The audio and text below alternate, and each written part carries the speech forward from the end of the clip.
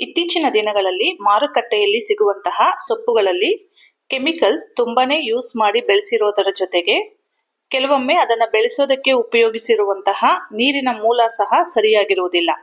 ಹಾಗಾಗಿ ಸಾಧ್ಯವಾದಷ್ಟು ಪ್ರತಿನಿತ್ಯ ಬಳಸುವಂತಹ ಪುದೀನ, ಕೊತ್ತಂಬರಿ ಸೊಪ್ಪು, ಕರಿಬೇವು ಮುಂತಾದವುಗಳನ್ನು ಮನೆಗಳಲ್ಲಿಯೇ ಬೆಳೆಸಿಕೊಂಡು ಉಪಯೋಗಿಸಿದರೆ ಆರೋಗ್ಯಕ್ಕೂ ಒಳ್ಳೆಯದು.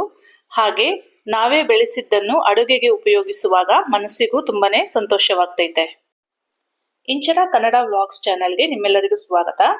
ಈ ವಿಡಿಯೋದಲ್ಲಿ ನಾನು ಪುದೀನ ಸೊಪ್ಪನ್ನ ಸುಲಭವಾಗಿ ಮನೆಯಲ್ಲೇ ಹೇಗೆ ಬೆಳೆಸೋದು ಅಂತ ತೋರಿಸಿಕೊಡ್ತೀನಿ.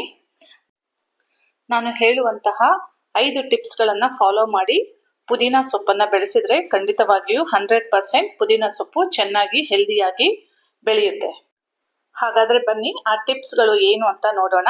ಟಿಪ್ ನಂಬರ್ 1, ಪುದೀನ ಕಡ್ಡಿಗಳು ಚೆನ್ನಾಗಿ ಬೇರು ಬಂದ ಮೇಲೆ ಅದನ್ನ ನೆಟ್ಟರೆ ಪುದೀನ ಗಿಡ ಹೆಲ್ದಿಯಾಗಿಯೂ ಮತ್ತೆ ವೇಗವಾಗಿಯೂ ಬೆಳೆಯುತ್ತದೆ. ಜೊತೆಗೆ ಒಂದೇ ಗಿಡದಲ್ಲಿ ತುಂಬಾ ಬ್ರಾಂಚ್ಗಳು ಸಹ ಕವಲೊಡೆದು ಬೆಳೆಯುತ್ತವೆ. ಪುದೀನ ಕಡ್ಡಿಗಳಲ್ಲಿ ಬೇರುಗಳು ಚೆನ್ನಾಗಿ ಡೆವಲಪ್ ಆದ ನಂತರ ನೆಡೋದ್ರಿಂದ ನೆಟ್ಟಂತಹ ಆಲ್ಮೋಸ್ಟ್ ಎಲ್ಲಾ ಗಿಡಗಳು ಬೆಳೆಯೋ ಸಾಧ್ಯತೆ ಹೆಚ್ಚಾಗಿರುತ್ತದೆ. 1 ಅಥವಾ 2 ಗಿಡಗಳು ಹೋಗ್ಬೋದು, ಆದ್ರೆ ಬದುಕಿ ಉಳಿಯುವಂತಹ ಗಿಡಗಳ ಸಂಖ್ಯೆನೇ ಹೆಚ್ಚು. ಇಲ್ಲಿ ಕಾಣ್ತಾ ಇರುವಂತಹ ಗಿಡ 20 ದಿನಗಳ ಹಿಂದೆ ಅಷ್ಟೇ ನೆಟ್ಟಂತದ್ದು. ಹಾಗಾದರೆ ಈ ರೀತಿಯ ಬೇರುಗಳು ಚೆನ್ನಾಗಿ ಡೆವಲಪ್ ಆಗಬೇಕಾದರೆ ನಾವು ಏನ್ ಮಾಡ್ಬೇಕು ನೋಡೋಣ. ಟಿಪ್ ನಂಬರ್ 2, ಈ ಪುದೀನ ಗಿಡ ಬೆಳೆಸೋದಕ್ಕೆ ನಾವು ಸೆಲೆಕ್ಟ್ ಮಾಡಿಕೊಳ್ಳುವಂತಹ ಕಡ್ಡಿಗಳು ಸ್ವಲ್ಪ ಚೆನ್ನಾಗಿ ಬಲ್ತಿರುವಂತಾಗಿರ್ಬೇಕು, ಮತ್ತೆ ಇವು ಸ್ವಲ್ಪ ಗಟ್ಟಿಯಾಗಿರ್ಬೇಕು. ಹಾಗಿರುವಾಗ ಅಂತಹ ಕಡ್ಡಿಗಳನ್ನ ನಾವು ಸೆಲೆಕ್ಟ್ ಮಾಡಿಕೊಂಡ್ರೆ ಅದನ್ನ ನಾವು ನೀರಿನಲ್ಲಿಟ್ಟಾಗ ಅದರ ಬೇರುಗಳು ಚೆನ್ನಾಗಿ ಡೆವಲಪ್ ಆಗ್ತವೆ. ಅಂಗಡಿಯಿಂದ ಪುದೀನ ಸೊಪ್ಪನ್ನ ತಂದಾಗ ನಾವು ನೋಡ್ಕೊಂಡು ಅದರಲ್ಲಿ ಈ ರೀತಿಯಾಗಿ ಒಳ್ಳೊಳ್ಳೆ ಗಟ್ಟಿಯಾಗಿರುವಂತಹ ಸ್ಟಿಫ್ ಆಗಿರುವಂತಹ ಕಡ್ಡಿಗಳನ್ನ ನೋಡ್ಕೊಂಡು ತಗೋಬೇಕು. ಕೆಲವೊಮ್ಮೆ ಕಡ್ಡಿ ಚೆನ್ನಾಗಿರುತ್ತೆ, ಬಟ್ ಅಲ್ಲಿ ಅದು ನೋಡ್ಬೇಕು, ನೀವು ಇಲ್ಲಿ 2 ಭಾಗ ಆಗಿದೆ, ಆ ತರದ್ದು ತಗೊಂಬಾರ್ದು. ನೋಡ್ಕೊಂಡು ಸ್ವಲ್ಪ ಚೆನ್ನಾಗಿರುವಂತಹ ಸ್ಟ್ರಾಂಗ್ ಆಗಿರುವಂತಹ ಕಡ್ಡಿಗಳನ್ನ ನಾವು ಗಿಡ ನೆಡೋದಕ್ಕೋಸ್ಕರ ಅದನ್ನ ಸೆಲೆಕ್ಟ್ ಮಾಡ್ಕೊಬೇಕು. ಈಗ 3ನೇ ಟಿಪ್ ಏನಂತ ನೋಡೋಣ. ಸೆಲೆಕ್ಟ್ ಮಾಡಿಕೊಂಡ ಈ ಕಡ್ಡಿಗಳನ್ನ ಇಲ್ಲಿ ನೋಡಿ, ಈ ಜಾಗದಲ್ಲಿ ಬೇರುಗಳು ಡೆವಲಪ್ ಆಗೋದು. ಆದ್ದರಿಂದ ಈ ಒಂದು ನಾಡ್ನ ಸ್ವಲ್ಪ ಕೆಳಗಡೆ ನಾವು ಸ್ವಲ್ಪ ಕಟ್ ಮಾಡಿ ತೆಗಿಬೇಕು. ಯಾಕೆ ಅಂತಂದ್ರೆ ಈ ಸೊಪ್ಪನ್ನ ಕಿತ್ತು ಸ್ವಲ್ಪ ಟೈಮ್ ಆಗೋಗಿರೋದ್ರಿಂದ ಇಲ್ಲಿ ಕೆಳಗಡೆ ಸ್ವಲ್ಪ ಕೊಳ್ತಿರುತ್ತೆ ಅಥವಾ ಒಣಗಿರುತ್ತೆ. ಇದನ್ನ ಹೀಗೆ ನೀರಿನಲ್ಲಿ ಇಟ್ರೆ ಬೇಗ ಕೊಳೆತು ಹೋಗುತ್ತೆ. ಆದ್ದರಿಂದ ನಾಡ್ಗಿಂತ ಸ್ವಲ್ಪ ಕೆಳಗಡೆ ಭಾಗವನ್ನ ಕಟ್ ಮಾಡಿ ಹಾಕ್ಬೇಕು. ಇದಾದ ಮೇಲೆ ಇದರಲ್ಲಿರುವ ಎಲೆಗಳನ್ನೆಲ್ಲ ತೆಗೆದು ಅದನ್ನ ಯೂಸ್ ಮಾಡೋಕೆ ಇಟ್ಕೊಂಡು ಬರೀ ಕಡ್ಡಿ ಮಾತ್ರ ಬಿಟ್ರೆ ಸಾಕು. ಮತ್ತೆ ಇಲ್ಲಿ ಕೆಳಗಡೆ ಏನಾದ್ರೂ ಕೊಳೆತಂತ ಎಲೆ ಅಥವಾ ಏನಾದ್ರೂ ಇದ್ರೆ ಅದನ್ನ ಕ್ಲೀನ್ ಆಗಿ ತೆಗೆದು ಹಾಕಿ ಬಿಡಬೇಕು. ಈ ರೀತಿ ಕ್ಲೀನ್ ಮಾಡದೆ ನೀರಿನಲ್ಲಿ ನಾವು ಇಟ್ರೆ ಅದು ಏನಾಗುತ್ತೆ ಅಂತಂದ್ರೆ ಒಂದು ಕಡ್ಡಿ ಕೊಳೆತು ಹೋಗೋದ್ರ ಜೊತೆಗೆ ಬೇರೆ ಎಲ್ಲ ಕಡ್ಡಿಗಳು ಕೂಡ, ಸುಮಾರು ಕಡ್ಡಿಗಳು ಕೊಳೆತು ಹೋಗ್ತವೆ, ಮತ್ತೆ ನೀರೆಲ್ಲ ಸ್ಮೆಲ್ ಬರುತ್ತೆ. ಆದ್ದರಿಂದ ಈ ಭಾಗವನ್ನ ನೀಟಾಗಿ ಕ್ಲೀನ್ ಮಾಡಿಕೊಳ್ಳಬೇಕು. ಈ ಒಂದು ಸ್ಟೆಪ್ ತುಂಬಾನೇ ಇಂಪಾರ್ಟೆಂಟ್. ಯಾಕಂದ್ರೆ ನಾವು ಅರ್ಜೆಂಟ್ ಆಗಿ ಹಾಗೆ ತೆಗೆದು ಇಟ್ಬಿಡ್ತೀವಿ. ಹಾಗಾಗಿ ಅದ ನೀರಿನಲ್ಲಿ ಇಟ್ಟಾಗ ಅದೇನಾಗುತ್ತೆ ಅಂತಂದ್ರೆ ಬೇಗ ಕೊಳ್ತು ಹೋಗ್ಬಿಡ್ತವೆ. ಈ ರೀತಿ ನೀಟಾಗಿ ನಾವು ಕ್ಲೀನ್ ಮಾಡಿ ಇಡೋದ್ರಿಂದ ನಾವು ಒಂದು ಬೇರುಗಳು ಚೆನ್ನಾಗೂ ಬರ್ತೈತೆ, ಮತ್ತೆ ಈ ಕಡ್ಡಿಗಳು ಕೊಳ್ತು ಹೋಗೋದಿಲ್ಲ.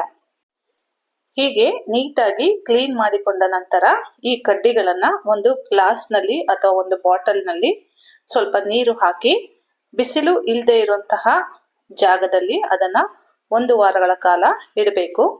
ನೀರು ಕಡಿಮೆ ಆದ್ರೆ ಸ್ವಲ್ಪ ನೀರನ್ನ ಅದಕ್ಕೆ ನಾವು ಸೇರಿಸ್ಬೇಕು, ಆದ್ರೆ ಪೂರ್ತಿ ನೀರನ್ನ ಚೇಂಜ್ ಮಾಡೋ ಅವಶ್ಯಕತೆ ಇಲ್ಲ. ಹೀಗೆ 1 ವಾರ ನಾವು ಇಟ್ರೆ ಅದರಲ್ಲಿ ಚೆನ್ನಾಗಿ ಬೇರುಗಳು ಡೆವಲಪ್ ಆಗ್ತವೆ. ಇಲ್ಲಿ ನೋಡಿ, 1 ವಾರದ ನಂತರ ಎಷ್ಟು ಚೆನ್ನಾಗಿ ಬೇರು ಮತ್ತೆ ಎಲೆಗಳು ಬೆಳೆದಿವೆ ಅಂತ. ಈಗ ಇದನ್ನ ಪಾಟ್ ನಲ್ಲಿ ನೆಡೋದಕ್ಕೆ ಇದು ಸಿದ್ಧ ಆಗಿದೆ. ಪುದೀನ ಗಿಡವನ್ನ ಯಾವಾಗಲೂ ಒಂದು ಅಗಲವಾದ ಪಾಟ್ ನಲ್ಲಿ ನೆಡಬೇಕಾಗುತ್ತೆ. ಇದರ ಪಾಟಿಂಗ್ ಮಿಕ್ಸ್ಗೋಸ್ಕರ ನಾನು ಇಲ್ಲಿ ಮಣ್ಣು ಮತ್ತೆ ಸಗಣಿ ಗೊಬ್ಬರ, ಸ್ವಲ್ಪ ಬೇವಿನ ಹಿಂಡಿಯನ್ನ ಹಾಕಿದ್ದೀನಿ. ಇನ್ನು ಟಿಪ್ ನಂಬರ್ 4ಗೆ ಬರೋಣ. ಈ ಪುದೀನ ಗಿಡವನ್ನ ನೆಡಬೇಕಾದ್ರೆ ಆದಷ್ಟು ಈವ್ನಿಂಗ್ ಟೈಮಲ್ಲಿ ಇದನ್ನ ನಾವು ನೆಡೋದ್ರಿಂದ ಏನಾಗುತ್ತೆ, ಆ ಟೈಮಲ್ಲಿ ಅಷ್ಟಾಗಿ ಸನ್ಲೈಟ್ ಇರೋದಿಲ್ಲ. ಸೊ ಈ ಗಿಡಗಳು ಚೆನ್ನಾಗಿ ಬೆಳಿತವೆ. ಅಷ್ಟೇ ಅಲ್ಲ, ಈ ಗಿಡವನ್ನ ನೆಟ್ಟ ನಂತರ ಅದನ್ನ 1-2 ವಾರಗಳ ಕಾಲ ಅದನ್ನ ನೆರಳಿನಲ್ಲೇ ಇಟ್ಟು ಬೆಳೆಸಬೇಕು. ಅದಾದ್ಮೇಲೆ ಅದು ಸ್ವಲ್ಪ ಚಿಗುರಿ ಎಲೆಗಳೆಲ್ಲ ಬಂದ್ಮೇಲೆ ಪಾರ್ಷಿಯಲ್ ಸನ್ಲೈಟ್ ಅಲ್ಲಿ ಇಟ್ಟು ಇದನ್ನ ಬೆಳೆಸಿದ್ರೆ ಸಾಕು. ಇದಕ್ಕೆ ಹೆಚ್ಚಾದ ಸನ್ಲೈಟ್ ಏನು ಬೇಕಾಗಲ್ಲ.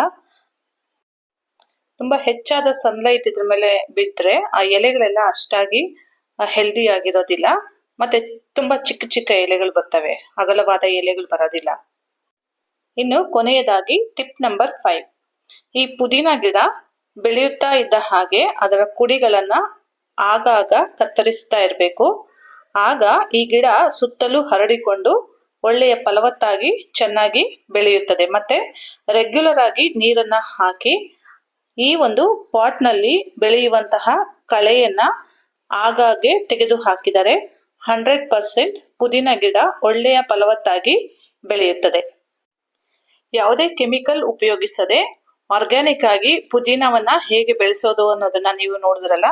ನಿಮ್ಮೆಲ್ಲರಿಗೂ ಈ ಮಾಹಿತಿ ಇಷ್ಟ ಆಗಿದೆ ಅಂತ ಭಾವಿಸ್ತೀನಿ. ಮತ್ತೊಂದು ಮಾಹಿತಿಯೊಂದಿಗೆ ಮುಂದಿನ ವಿಡಿಯೋದಲ್ಲಿ ಭೇಟಿಯಾಗೋಣ. ಧನ್ಯವಾದಗಳು.